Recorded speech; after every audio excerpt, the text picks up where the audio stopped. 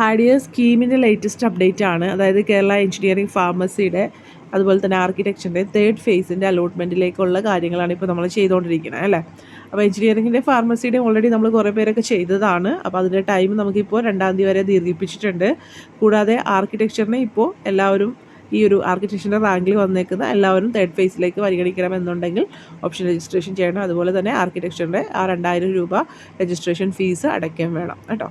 അപ്പോൾ അതല്ലാതെ എഞ്ചിനീയറിംഗ് ഫാർമസിയുടെ കുട്ടികൾക്ക് 2-ാം തീയതി വരെയാണ് ഇപ്പോൾ ഈ ഒരു സമയം ദീർഘിപ്പിച്ച് തന്നേക്കുന്നത്. അതിനുശേഷം നമ്മൾ കൊടുത്ത ഓപ്ഷൻ്റെ അടിസ്ഥാനത്തിൽ നമുക്ക് 4-ാം തീയതിയാണ് ഒരു താൽക്കാലിക അലോട്ട്മെൻറ്റ് വരുന്നത്. അപ്പോൾ നമ്മൾ ഫസ്റ്റ് ഫേസിലും സെക്കൻഡ് ഫേസിലൊക്കെ നമുക്കൊരു താൽക്കാലിക അലോട്ട്മെൻറ്റ് വന്നില്ലേ, എന്നിട്ട് അതായത് നമ്മുടെ പ്രൊഫൈലിൽ ഉണ്ടാവില്ല, അതിൻ്റെ ഒരു ലിങ്ക് നമുക്ക് ആ ഒരു നോട്ടിഫിക്കേഷൻ്റെയൊക്കെ താഴെയായിട്ട് വരിക ചെയ്യണേ. അപ്പോൾ അതിൽ ക്ലിക്ക് ചെയ്യുമ്പോൾ നമുക്ക് PDF ആയിട്ട് ഡൗൺലോഡ് ചെയ്ത് കിട്ടും.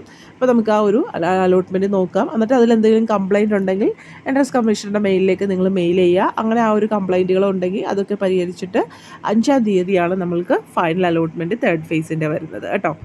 അപ്പോൾ ആ ഒരു 3rd ഫേസിൻ്റെ അലോട്ട്മെൻറ്റ് നമുക്ക് 5-ാം തീയതി വന്നു കഴിഞ്ഞാൽ നമ്മൾക്ക് 2 ദിവസമുള്ളൂ നിലവിൽ ഇവിടെ കോളേജിൽ ജോയിൻ ചെയ്യാനായിട്ട് പറഞ്ഞേക്കുന്നത്. 6-ഉം 7-ഉമാണ് നിലവിൽ കോളേജിൽ ജോയിൻ ചെയ്യാൻ പറഞ്ഞേക്കുന്നത്. അപ്പോൾ ഈ ഒരു ഡേറ്റ് എക്സ്റ്റെൻഡ് ചെയ്ത് തരുമോ എന്ന് ചോദിച്ചിട്ടുണ്ടെങ്കിൽ നമുക്കറിയത്തില്ല. നിങ്ങൾ സിക്ക് മെയിൽ ചെയ്യുക. പിന്നെ ക്ലാസ്സുകളൊക്കെ തുടങ്ങാനുള്ള ആവശ്യമുള്ള ഉള്ളതുകൊണ്ട് നമുക്ക് ഉറപ്പായിട്ടൊന്നും പറയാൻ പറ്റില്ല. അല്ലെങ്കിൽ നമുക്കൊരു ചെറിയ സാധ്യതയെങ്കിലും ചിലപ്പോൾ എക്സ്റ്റെൻഡ് ചെയ്യാൻ ഉണ്ടെന്ന് പറയാമായിരുന്നു. അപ്പോൾ നിങ്ങൾ മെയിൽ ചെയ്യുക. നിങ്ങളുടെ ആവശ്യമാണല്ലോ സി പരിഗണിക്കുന്നത്. സോ നിങ്ങൾ ഇങ്ങനെ ഈ ഒരു 2 ദിവസം കൊണ്ട് നിങ്ങൾക്ക് ചേരാൻ പറ്റില്ല എന്നുണ്ടെങ്കിൽ നിങ്ങൾ മെയിൽ ചെയ്യുക കേട്ടോ. ഓക്കെ, അപ്പോൾ ഈ 2 ദിവസമാണ്. അപ്പോൾ നിങ്ങൾ ചെയ്യേണ്ട ഒരു കാര്യം എന്ന് വെച്ചാൽ, നിങ്ങളിപ്പോൾ സെക്കൻഡ് ഫേസിൽ കോളേജിൽ പോയി ജോയിൻ ചെയ്തവർക്കാണ് പ്രത്യേകിച്ചൊരു പ്രശ്നമുള്ളത്. അപ്പോൾ അവർ ആ കോളേജിൽ തന്നെ വേറൊരു കോഴ്സാണെങ്കിൽ ചിലപ്പോൾ ചെല്ലേണ്ട ആവശ്യം വരാറില്ല. അപ്പോൾ നിങ്ങളത് കോളേജിൽ കോൺടാക്ട് ചെയ്ത് അതിൻ്റെ ആവശ്യമുണ്ടോ എന്നുള്ളതൊന്ന് ക്ലിയർ ചെയ്യുക കേട്ടോ. ഇനി അതല്ല, വേറൊരു കോളേജും വേറൊരു കോഴ്സും ആണെങ്കിൽ നിങ്ങൾക്ക് ഈ സെക്കൻഡ് ഫേസിൽ ജോയിൻ ചെയ്തേക്കുന്ന കോളേജിൽ പോയിട്ട് ഈ പറയുന്ന പോലെ നമ്മുടെ ഫീസും സർട്ടിഫിക്കറ്റും ഒക്കെ വാങ്ങിയിട്ട് വേണം മറ്റേ കോളേജിൽ വന്ന് ജോയിൻ ചെയ്യാൻ. അപ്പോൾ നിങ്ങൾ ഈ സർട്ടിഫിക്കറ്റൊക്കെ വാങ്ങാൻ പോകുമ്പോൾ അതായത് അലോട്ട്മെൻറ്റ് എടുത്ത് കോളേജിൽ പോയി സർട്ടിഫിക്കറ്റൊക്കെ വാങ്ങാൻ പോകുമ്പോൾ ഈ 3rd ഫേസിൽ ഒരു അലോട്ട്മെൻറ്റ് മെമ്മോയുടെ കോപ്പി എടുക്കുക.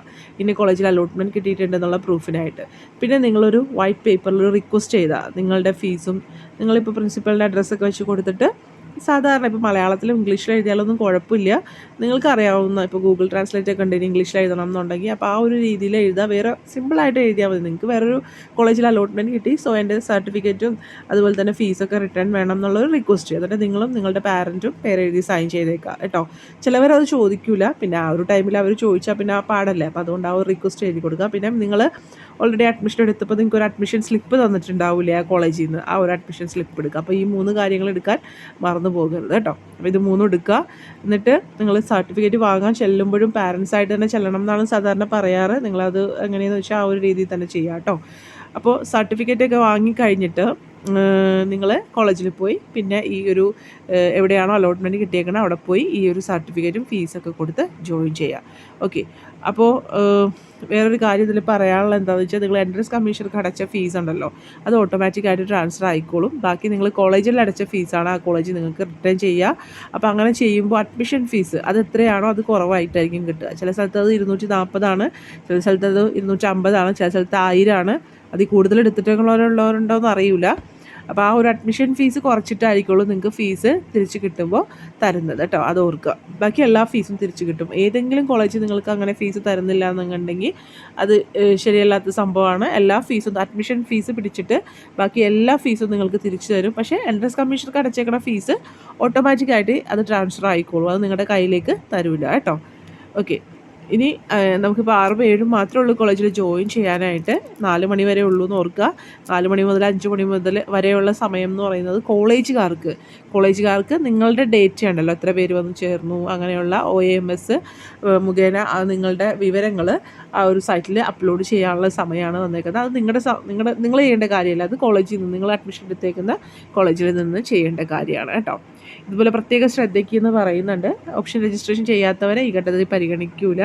അതുപോലെ തന്നെ ആർക്കിടെക്ചർ ഏത് കോഴ്സാണെങ്കിലും നമ്മളുടെ ആഗ്രഹിക്കുന്ന അല്ലെങ്കിൽ പോകാൻ ആഗ്രഹിക്കുന്ന കോളേജായിരിക്കണം. നമുക്ക് ഏറ്റവും ഇഷ്ടമുള്ള കോളേജ് ഏറ്റവും ആദ്യം വെക്കണം.